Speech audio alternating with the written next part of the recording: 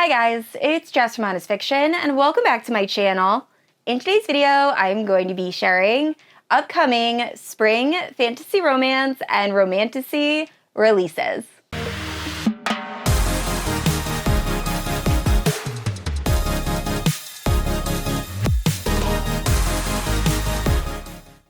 Alright guys, so I know I already posted a upcoming 2025 fantasy romance release video that I will leave in the cards and in the description. However, since I posted that video at the beginning of the year, there have been so many new romantasy books that have been announced. So I figured I would make this kind of a series where at the beginning of every season, I will announce the upcoming fantasy romance and romantasy books. So this video is going to cover March, April, May, and then a couple books that are releasing in June. But there are so many amazing books that are releasing. I'm so excited to talk about these books with you guys.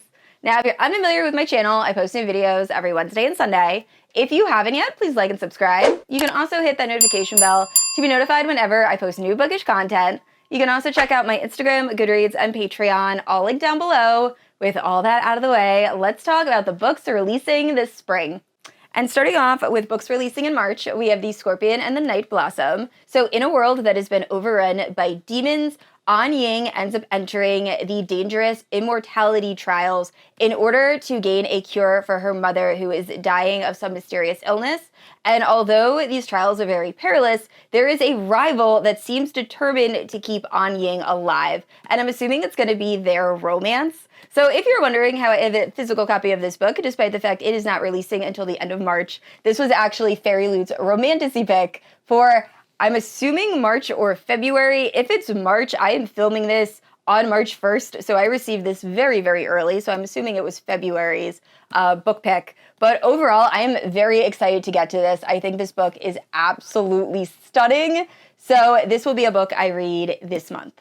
Also releasing in March, we have A Fable for the End of the World. So in a world that is ruled by debt, our main character, Anissa, is forced to join the Lamb's Gauntlet, which is a deadly televised competition where assassins hunt down human sacrifices. So we're also following the POV of one of these assassins who, as she is hunting Anissa, doubts start to creep in, and I'm assuming it's going to be a romance between the two of them. So this does feature a sapphic romance. It also is really giving me Hunger Games vibes. When I looked this up on Goodreads, it was also pitched as being similar to The Last of Us. I'm not exactly sure how it fits with that show, but overall, it sounds really, really good. So another book I will be picking up in March.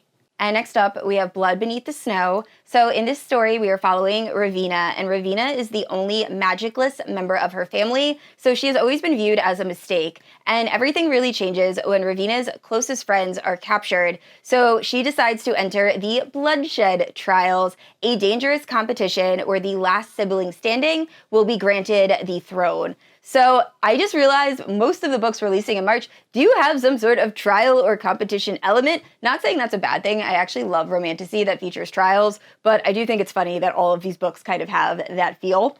But either way, this sounds really, really good. It also does sound a little bit predictable. I feel like I've read a lot of books that kind of have this type of story dynamic, but still I am interested. I also don't believe I've read anything by this author, so 100% willing to give it a try.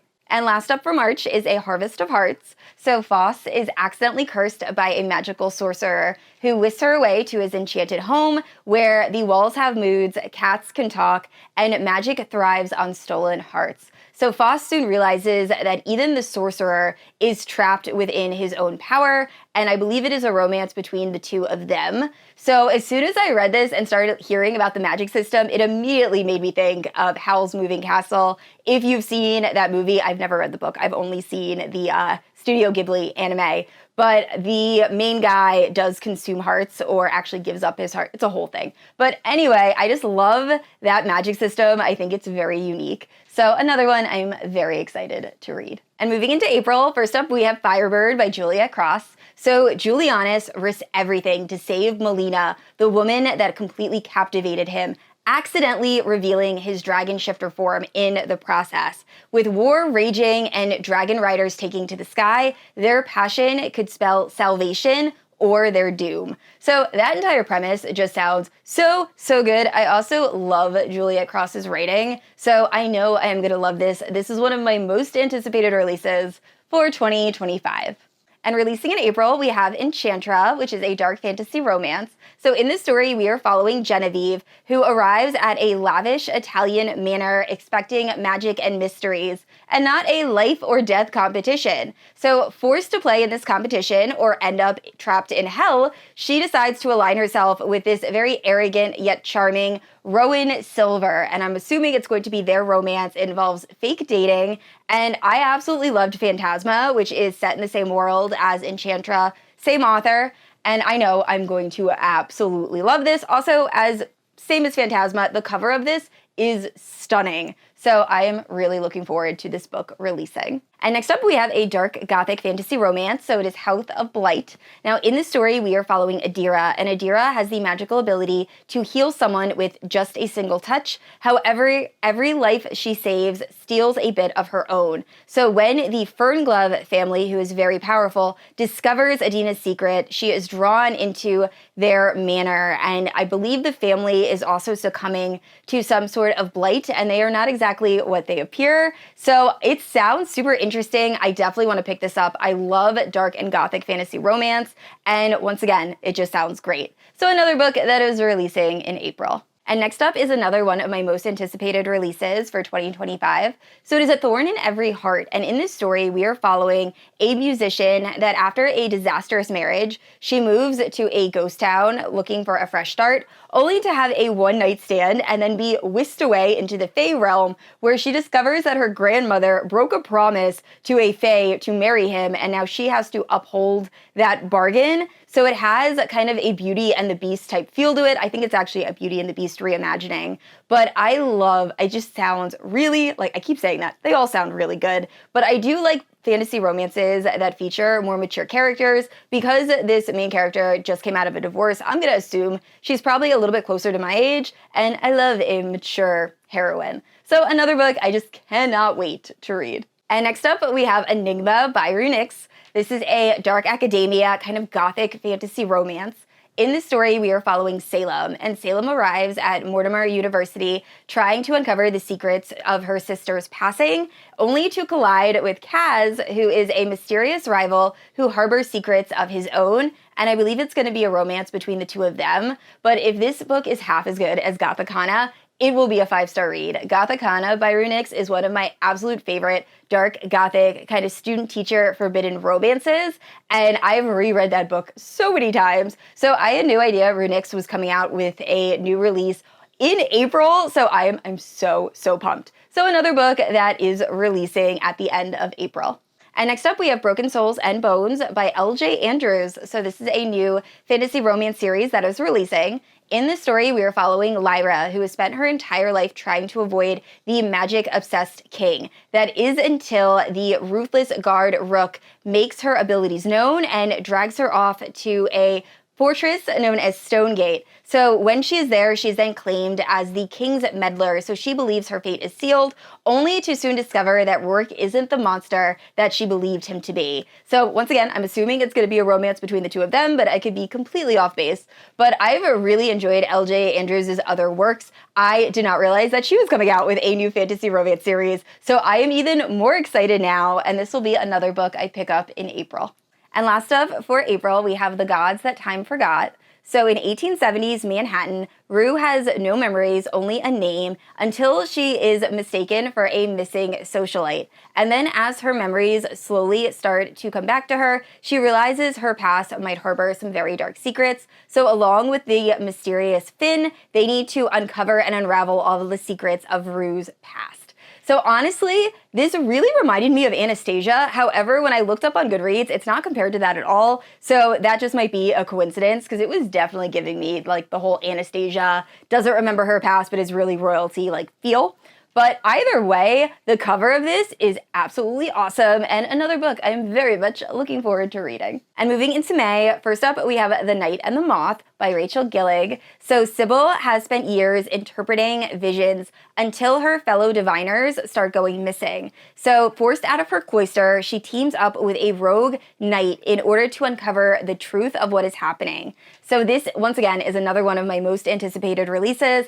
I really enjoy Rachel Gillig's writing. I did read her young adult series, One Dark Window, at least the first book, and while I didn't love that story, I thought the writing and just the gothic vibes were so well done. So I'm very interested on how she's going to write an adult fantasy romance. I have a feeling I'm probably going to enjoy this just a little bit more, but this is going to be an amazing read.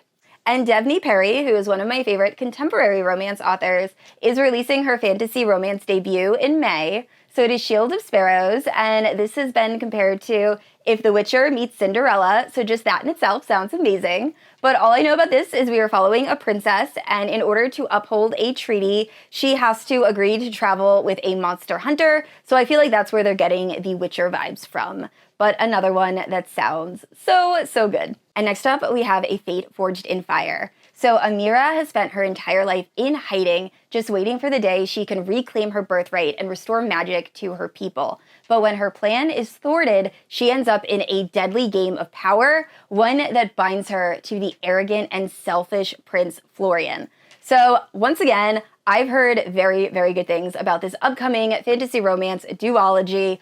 All of it sounds amazing. I went down like a Goodreads rabbit hole just reading reviews for this upcoming book. So if you're looking for a really good fantasy romance duology, I would definitely check this out. And I only have a few books that I want to touch on for June because I do plan on doing a summer fantasy romance and romantasy book release when it gets a little bit closer. But first up, we have Bury Our Bones in the Midnight Soil by V.E. Schwab. I'm actually going to read exactly what the plot synopsis is, which is something I really try to avoid on my channel, but it is only 2 lines, and I don't want to paraphrase 2 lines. So it says, 3 young women, their bodies planted in the same soil, their stories tangling like roots. One grows high, one grows deep, and one grows wild. All of them grow teeth. So apparently this is a vampire, adult, horror, fantasy romance. So all of that, I am so ready. I've read quite a few books by V.E. Schwab, and I think I've rated them all over 4 stars. So I know I'm very much going to enjoy this. And releasing in early June, we have The Forgotten Dawn by Laura A. Blake. So Brita, desperate to save her dying father, enters the Fae Trials, where one wrong move could spell death. And when the dark and dangerous Prince of Shadows begins to take an interest in Brita, her survival becomes even more treacherous. So I'm not exactly positive if this features a shadow daddy, but it does seem like that's kind of where we're headed. And those are my absolute favorite types of heroes. This also does have that competition/trial element, which is one of my favorites for fantasy romance. So I know I'm going to love this.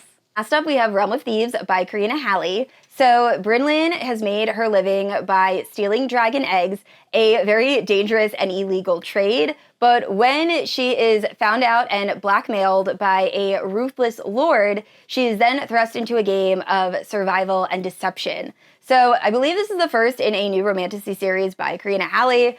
I love Karina Halley. She writes the best, darker fantasy romances. I'm not sure if this is going to have a darker tone. I really hope it does, because honestly, she is almost unmatched when it comes to dark fantasy. The only author I can think of that I prefer just a little bit more is Ella Fields, but Ella Fields holds a very special place in my heart. But another series I cannot wait to start that is releasing in June. Alright guys, that is it for my spring romantasy and fantasy romance releases. I know this is different than my typical content, so let me know if this is something you guys would like to continue to see. I also toyed around with the idea of doing upcoming audiobook fantasy romance and romantasy releases. If you're unfamiliar with my channel, I listen to 99% of my reading via audio, so I thought that could be kind of interesting. So let me know down in the comments. But I'd like to say a special thank you to my Paladin protectors, Kaylie, Kat, Amanda, Lotta, Leslie, and Jess. Thank you guys so much for supporting my channel. And I said this already, I post new videos every Wednesday and Sunday. And if you haven't yet, please like and subscribe. I will see you all next week. Bye!